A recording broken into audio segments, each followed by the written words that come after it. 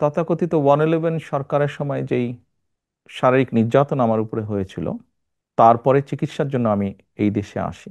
আমি যখন এই দেশে আসি, আমার সুস্থ মাকে আমি রেখে এসেছিলাম, একটি ঘর রেখে এসেছিলাম, যেই ঘরে আমি এবং আমার ছোট ভাই বড় হয়েছি, যেই ঘরে আমার বাবার স্মৃতি ছিল, যেই ঘরে আমাদের দুই ভাইয়ের সন্তানরা জন্মগ্রহণ করেছিল, যেই ঘরে আমার মায়ের বহু স্মৃতি ছিল। সেই স্মৃতিগুলোকে ভেঙে চুরে ধুলায় মিশিয়ে দেওয়া হয়েছে।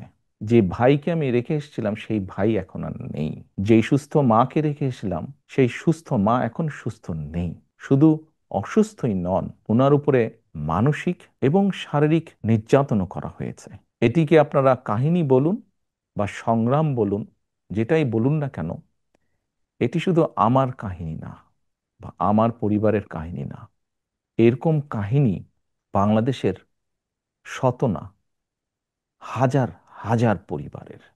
এই সকল অন্যায়, এই সকল হত্যা, এই সকল নির্যাতনের জন্য যারা দায়ী, যারা এসবের হুকুম দিয়েছে, তাদের প্রত্যেকের বিচার হতে হবে। এটি প্রতিশোধের কোনো বিষয় নয়, এটি ন্যায়ের কথা, এটি আইনের কথা। অন্যায় হলে তার বিচার হতে হয়।